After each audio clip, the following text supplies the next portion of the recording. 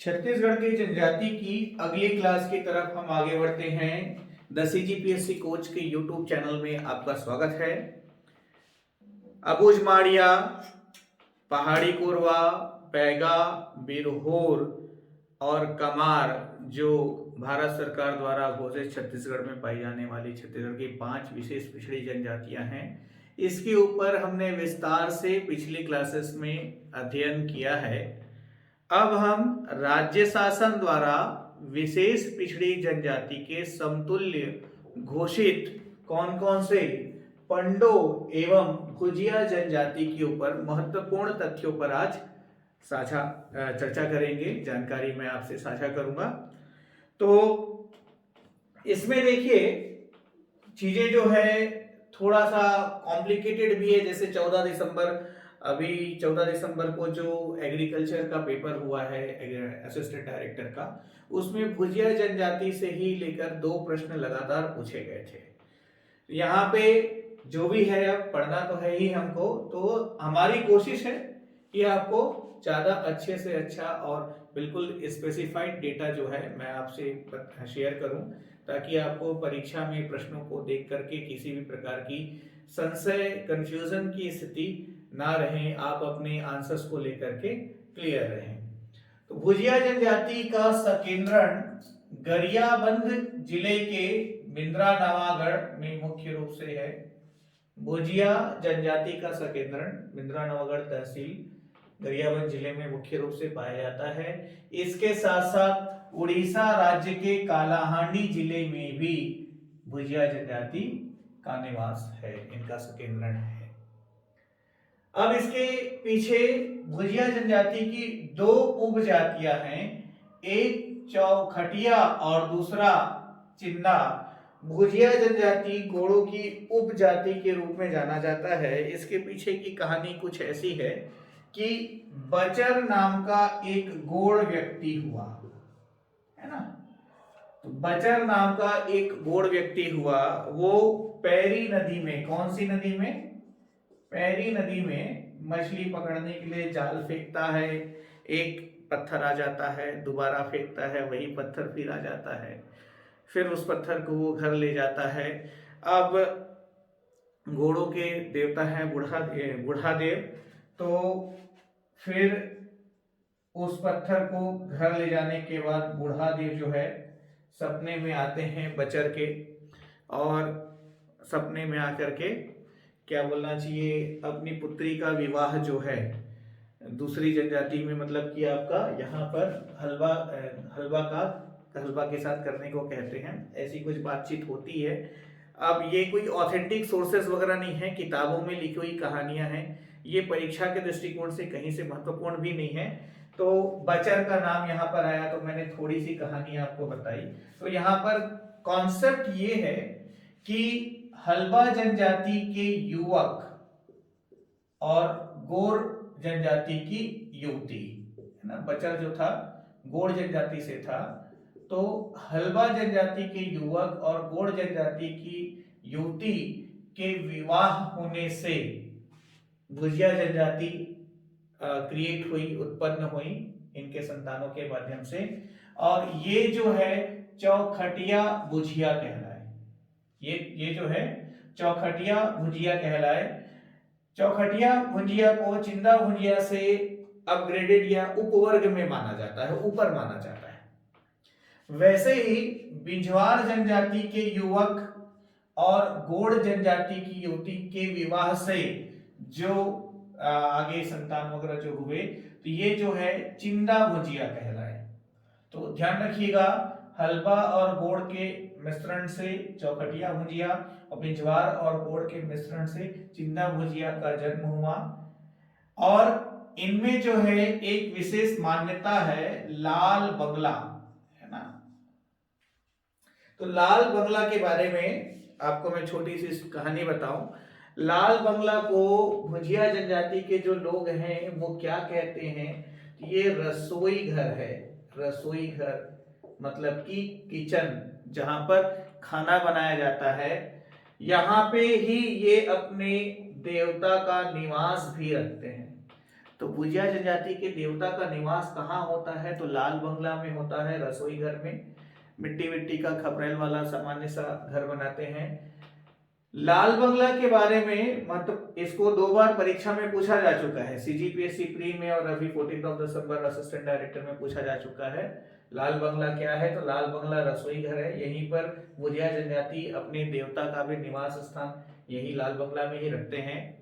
लाल बंगला को परिवार के सदस्य के अलावा, लाल बंगला में परिवार के सदस्य के अलावा किसी भी बाहरी व्यक्ति या दूसरे वर्ग के व्यक्ति का प्रवेश पूर्णतः निषेध होता है। अरे बात समझ में? लाल बंगला में परिवार के सदस्य के अलावा किसी भी बाहरी व्यक्ति का प्रवेश पूर्णतः निषेध होता है। यदि कोई बाहरी व्यक्ति या कोई दूसरी जाति का व्यक्ति इनके घर के लाल बंगला में प्रवेश कर जाता है, घुस जाता है, तो ये उसको तोड़ करके पूरा नया बनाते हैं। ठीक।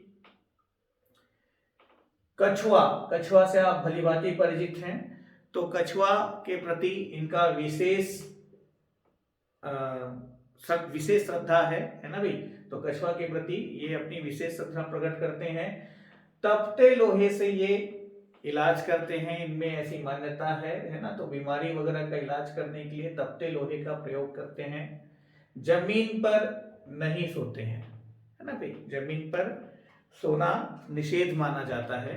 अब यहाँ पर देखिए जो नया शब्द मिल रहा है कांड और कांडाबारा, तो यहाँ पर ध्यान दीजिएगा, बिल्कुल नया है और आने वाली परीक्षा के लिए बहुत महत्वपूर्ण है, क्योंकि 3 बार लगातार परीक्षाओं में भुजिया जनजाति को टारगेट किया है। तो टारगेट किया है, तो जैसे लाल बंगला को ही 2 बार पूछा है, तो ये नया शब्द है कांड। अब ये देखिएगा कांड शब्द का मतलब है तीर। क्या है? तीर। तो भुजिया जनजाति में ऐसी परंपरा है कि भुजिया जनजाति की जो युवतियां होती हैं, जो लड़कियां होती हैं, तो उनमें रजो दर्शन के पूर्व, किशोरावस्था में प्रवेश करने के पूर्व भुजिया जनजाति की युवतियों का तीर के साथ विवाह कराया जाता है। ध्यान दीजिएगा, तीर के साथ विवाह कराया जाता है ना भाई।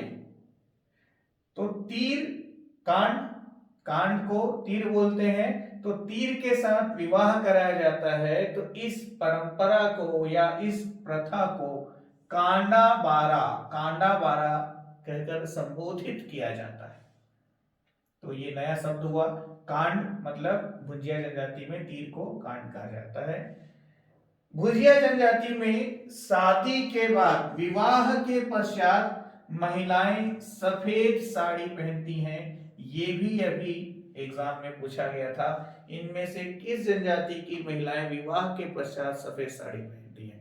सामान्यतः पति की मृत्यु के बाद सफेद साड़ी के उपयोग का चलन है ना। तो इसमें विवाह के पश्चात महिलाएं सफेद साड़ी पहनती हैं, जस्ट अपोजिट है। भुजिया जनजाति में उड़रिया, लमसेना, पैठू एवं गुरावट प्रकार के विवाह का प्रचलन है। और इनकी पंचायत के जो पदाधिकारी गण हैं वो उजेरी, पाती और दीवान जो है इनकी पंचायत के पदाधिकारी गण होते हैं। तो ये भुजिया जनजाति को लेकर के महत्वपूर्ण तथ्य मैंने आपसे साझा किया। इसी क्रम में आगे बढ़ते हैं बिना समय व्यतीत किए पंडो जनजाति की तरफ। तो इनका मुख्य संकेंद्रण सूरजपुर, सरगुजा और कोरिया जिले में दिखाई पड़ता है।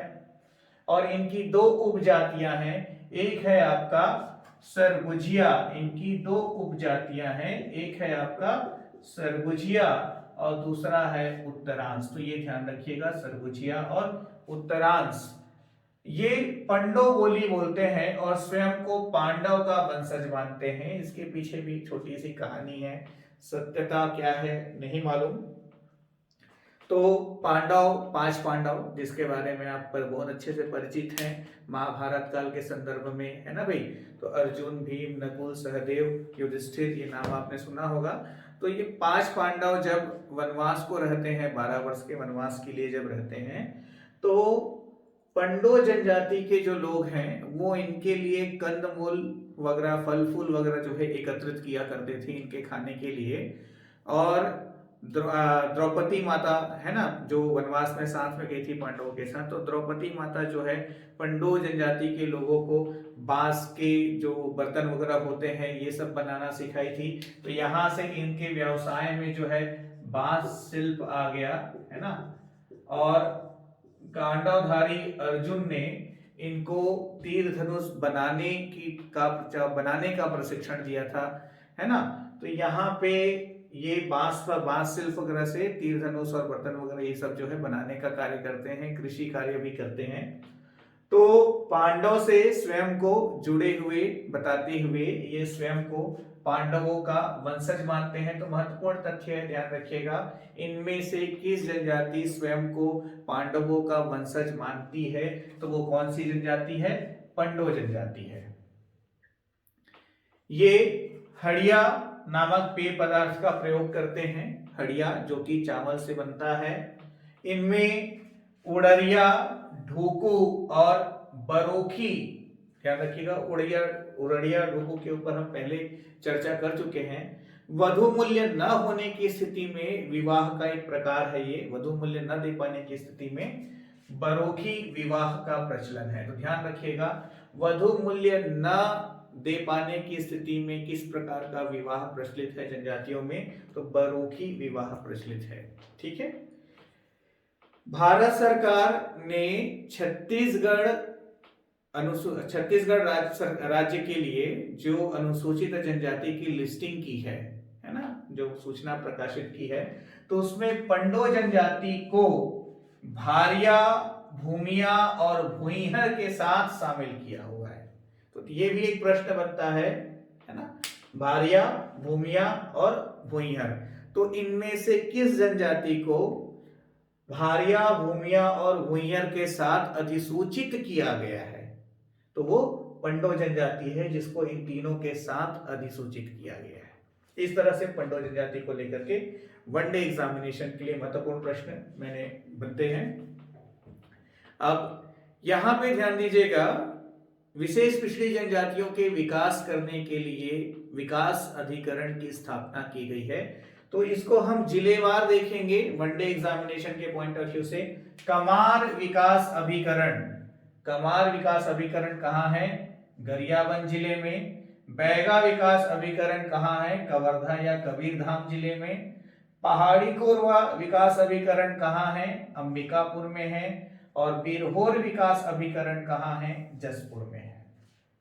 वैसे ही अबुझमाड़िया विकास अभिकरण नारायणपुर, पंडो विकास अभिकरण सूरजपुर, भुजिया विकास अभिकरण गरियाबंद। ठीक है। तो इस तरह से विशेष पिछड़ी जनजाति में 5 और 2 7 आज की क्लास में हमारा समाप्त हुआ। टेस्ट सीरीज वगैरह के लिए आप प्ले स्टोर से ऐप वगैरह डाउनलोड कर सकते हैं। बाकी कोई भी बात हो तो कमेंट बॉक्स में जा करके कमेंट करके बताइए। पढ़ाई को आनंद के साथ, वीडियो को आनंद के साथ एंजॉय कीजिए, आगे बढ़िए लगातार बिना रुके और कंटिन्यूस स्टडी कीजिए। स्टडी करने में सबसे ज़्यादा इम्पोर्टेंट है आपका रिवीजन करना। रिवीजन ही एक ऐसा हथियार है जो आपको परफेक्शन पे लेके जाता है और इसी परफेक्शन की वजह से आपका प्रीलिम्स क्वालिफाई होता है। ठीक है। Wish you all the best. अगली क्लास में आपसे मुलाकात होगी।